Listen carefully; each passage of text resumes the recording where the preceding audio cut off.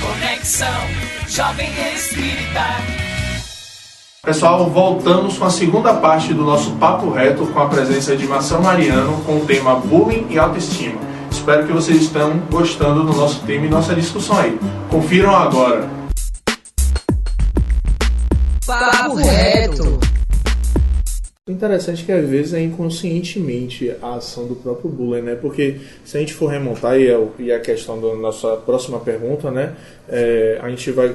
No início do ano, a Câmara dos Deputados ela aprovou um projeto de lei que obriga escolas e clubes a adotarem medidas de prevenção ao combate ao bullying, né? Determinando que seja feita com capacitações das equipes pedagógicas em escolas, bem como a orientação de pais e familiares para identificar vítimas e agressores, e realização de campanhas educativas e fornecidas assistência psicológica, social e jurídica às vítimas e aos agressores. Tudo para mostrar que brincadeiras tidas como normais antigamente, né, são consideradas bullying atualmente. Então, no passado, quando a gente fazia aquelas brincadeiras que a gente achava como normal, ou até hoje, né, as pessoas acham determinadas brincadeiras como normais sendo feitas, mas outras pessoas acabam sofrendo com relação a isso. Existe um limite entre o saudável e o prejudicial nas brincadeiras? Como poderemos distingui-lo? Existe, que o bom senso deve aferir, seja de quem vai ter a brincadeira, tomar partido da brincadeira ou iniciar, porque não conhece a pessoa a quem você está se dirigindo. É muito interessante sua referência de que talvez há 20, 30 anos, nós, se tivéssemos uma namorada, uma amiga, uma pessoa muito próxima que fosse negra, nós poderíamos tratar ela assim, ou minha nega, minha preta querida, que são expressões muito usuais do baianês. E são expressões de afetividade. A gente chama essas pessoas por essa expressão porque as ama, porque as gosta. Talvez hoje, se eu tratasse uma pessoa de um balcão, uma atendente de call center, que não a conheço, dizendo a ela, ô minha preta, o que é que você pode me dizer disso? Ela pode me indiciar por preconceito racial.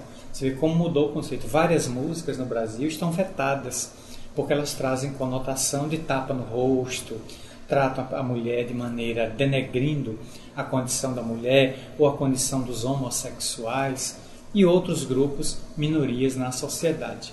Então nós deveremos ter o limite do bom senso para não incorrer em desagradar a pessoa. Hoje está sendo muito difícil a gente tratar as pessoas pelo nome, porque nós estamos numa sociedade muito caracterizada por títulos acadêmicos. Então, se o indivíduo vira juiz, você chama ele de juiz, meritíssimo, excelência, mas você não sabe o nome do juiz. E ele gostaria muitas vezes de ser tratado pelo nome com o qual ele foi registrado, mas ele vira um título. Ele tem doutor, ele é bacharel, ele é mestre, ele é PhD, ele é pós-doutorado, mas ele nunca é o nome. Então, isso é um processo de desidentificação, em que, à luz da psicologia transpessoal, nós estamos virando coisas, números. Se hoje me perguntarem o que é que eu sou para o TRE, eleitor. O que é que eu sou num banco? Um correntista. O que é que eu sou na rua? Caminhando, sou transeunte. Se eu estiver dirigindo um carro, eu sou motorista. Se eu for atropelado, eu viro vítima. Se eu morri, eu sou de cujos. Eu fui a óbito. Eu sou defunto. Para a polícia, eu virei presunto. Para o espírito, eu virei desencarnado. Então, afinal de contas, o que é que eu sou? Porque estão começando a me dar tantos rótulos que eu virei um código binário. Eu, no fundo, na sociedade, sou um RG e um CPF. Raramente trato a gente pelo número. E quando você senta para resolver qualquer coisa, pergunta logo, seu RG e seu CPF. Como eu tenho um OAB, eu sou um OAB. Quem é dentista na Bahia, CROBA. Quem é médico, CREMEB. Quem é engenheiro, arquiteto, é CREA. Então a gente criou tantas nomenclaturas que estamos tornando a sociedade de pessoas de número.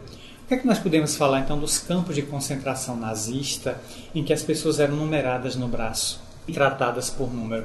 De certa maneira a gente trouxe essa ideia. Só não há campo de concentração, como eram na Alemanha, como era em Auschwitz, em Treblinka, em Sobibor, em Mauthausen e outros. Mas de certa maneira nós viramos número. Então o bullying transita muito pelo clima da identificação do outro com alguma coisa que lhe é defeituosa. E que veio ou da natureza, uma limitação física, uma problemática de um acidente, de uma cirurgia, ou uma característica que ela tem corporalmente. Ela é alta, então eu vou chamar ela de vara de Piracaju. Ela é baixa, eu vou dizer que ela é um pigmeu. Ela é gorda, eu não tenho o direito de chamar ela de orca, a baleia assassina. Ela é extremamente magra, eu não posso dizer que ela é Olívia Palito. A gente vai criando expressões que vão pegando e diminuem o valor da pessoa, que a pessoa se atribui. E eu ainda faço o desfavor de estragar esse pouco valor que ela tem. Quando pode ser uma pessoa muito rica de valores internos. É que nós estamos muito presos mais à casca do pão por ausência de miolo na atualidade. É complicado, porque a cada momento a gente vai adicionando mais linguajais ou nomenclaturas no dia a dia que a gente vai passando. Uma coisa interessante que eu estava vivendo essa semana, eu estava falando com o banco, né, do meu cartão de crédito, e simplesmente no telefone ela falou: meu senhor, eu preciso da seu número de seu cartão para poder identificar o senhor aqui no sistema. Não pode ser pelo nome, não. É mais complicado, né? E para a gente terminar esse nosso bate-papo, Marcelo, como a doutrina espírita pode contribuir para que o jovem desenvolva um sentimento saudável em relação a si mesmo? A Revista Internacional do Espiritismo, a RI, que é editada em Matão, desde a época do saudoso Carbachutel, publicou uma matéria em 2009 tratando do bullying, matéria de capa, e ele recomenda que desenvolvamos palestras nas casas espíritas, porque o que eu tenho notado é que muitas temáticas das doutrinárias ou das reuniões públicas do espiritismo não abordam esses problemas da atualidade. Eles não fazem foco em cima de aborto, de eutanásia, do bullying, da violência. Por que é que não se levam palestras doutrinárias para o centro espírita para se discutir política? Não política partidária, mas a arte do indivíduo atuar na política. Por que está havendo uma crise ética em relação à política? Por que todos aqueles, quase todos, que entram na política deixam se corromper pela política suja e imunda, podre, em estado de decomposição, como nós estamos vivendo na atualidade? Parece que a gente tem medo de discutir isso à luz do espiritismo. Será que atualmente em Brasília, espíritos desencarnados do mal estão atuando sobre aquela massa de políticos para gerar o que está gerando aí? O que é que nós poderíamos nos contrapor orando para que espíritos do bem pudessem se contrapor a essa legião do mal que está encontrando em Brasília tantos marionetes mediúnicos para produzir esse escárnio que o Brasil virou na atualidade? Porque nós somos um motivo hoje de piada no mundo inteiro. Então, tudo isso é preciso ver em que a doutrina espírita analisa de que o bullying mereceria aulas, mereceria virar já currículo. Eu sou professor de História, lecionei por 32 anos em sala de aula. Como eu gostaria de ver aquelas matérias de antigamente, OSPB, Educação Moral e Cívica, Educação Artística. O antigo SOI. Poderíamos incluir bullying, defesa do consumidor, direito constitucional, pelo menos para o aluno ter uma noção do artigo 5º da Constituição e os seus 73 incisos, porque ali é onde está o jogo da cidadania. Já seria uma introdução. O indivíduo ter aulas voltadas para a higiene. Agora o país está debaixo de uma grave epidemia. Um único mosquito já derrubou um ministro e colocou um país de 4. Praticamente estamos de 4 diante do mosquito. Não seria hora de introduzir uma matéria sobre higiene pessoal nas escolas? Não só falando sobre o Zika, a chikungunya, a dengue, mas falando sobre como tratar do corpo, porque o Brasil já está em 5º lugar no mundo em obesos. Como matéria disse ontem, uma matéria de televisão, apontou que nós temos hoje no mundo cerca de 600 milhões de pessoas acima do peso. Isso significa 3 Brasis de gordos, de pessoas obesas. E no Brasil, nós temos milhões de pessoas com obesidade. Mas o que é ensinado nas escolas? Eu vou ter que procurar o médico, depois que ficar obeso, para ele me sugerir uma cirurgia bariátrica, uma dieta radical. Se eu viesse da infância com uma aula me ensinando a cuidar do corpo, será que eu não conseguiria me educar e educar as minhas glândulas para não chegar a um estado mórbido de obesidade mais tarde? Então o Espiritismo proclama que a educação, a começar da família, estendendo-se para a escola e depois na casa espírita, seria uma importante ferramenta para educar e reeducar a criatura humana, trabalhando para que ela seja mais suscetível de sintonia com os bons espíritos e as boas ideias do que com as legiões do mal, que cercam presentemente a Terra em grande processo de transição. Pessoal, nós temos que o tempo todo estar em vigilância constante, em oração constante, porque o planeta Terra não tá muito legal não. Muitas coisas estão acontecendo, principalmente aqui, voltando para o Brasil, né? E aí a gente tem que estar sempre com o senso crítico e a vigilância ativa o tempo todo, né? Marcel, a gente queria agradecer encarecidamente a sua participação. Fique atento que você poderá ser convidado mais vezes, porque foi excelente essa nossa conversa hoje aqui, ok? E aí você pode deixar uma mensagem final para os nossos ouvintes aí que estão nos assistindo. Eu quero agradecer o convite do Conexão Jovem Espírita no dia de hoje, evocar que é uma data comemorativa que nos lembra o nascimento ou renascimento na Terra de Francisco Cândido Xavier. Se Chico Xavier estivesse encarnado, estaria fazendo hoje 106 anos de idade.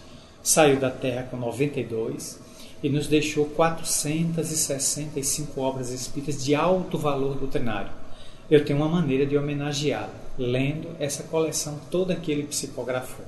Não tenho que homenagear ele, pessoa, para não correr risco do endeusamento, mas posso homenagear ele lendo a obra dele e tornando aquilo uma vivência. Então, a nossa gratidão e o nosso desejo de que todos que estão nos escutando pela Rádio Web, FEB, possam aproveitar esse material de reflexões, conversando em casa com seu filho, se ele foi vítima de bullying, para ele reagir no bom sentido. E se ele é o praticante, combater as más tendências, para que a criança de hoje, educada hoje, não seja necessariamente o adulto que a polícia terá que combater amanhã.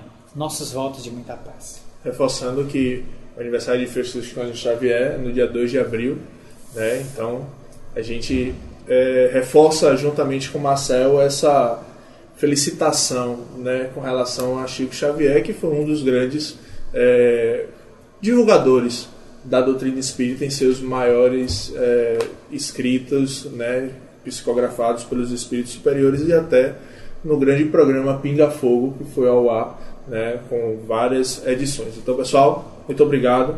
Até a próxima. Obrigado novamente, Marcel, e até a próxima. Infelizmente, pessoal, nosso programa com Marcel Mariano chegou ao fim. Tô muito triste, a conversa foi muito boa, o bate-papo foi incrível, mas vocês podem rever esse programa acompanhando no nosso YouTube, Conexão Jovem Espírita, ok? O link da primeira parte fica aqui para vocês assistirem novamente, né? Ficarem olhando o tempo todo, né? Mas fiquem conectados o tempo todo nas nossas redes sociais.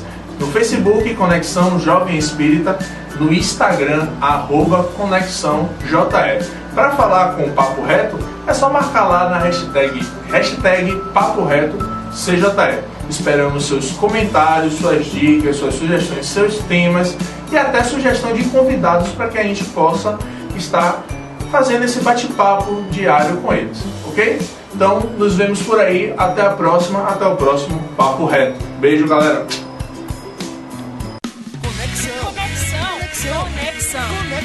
Conexão Jovem Espírita.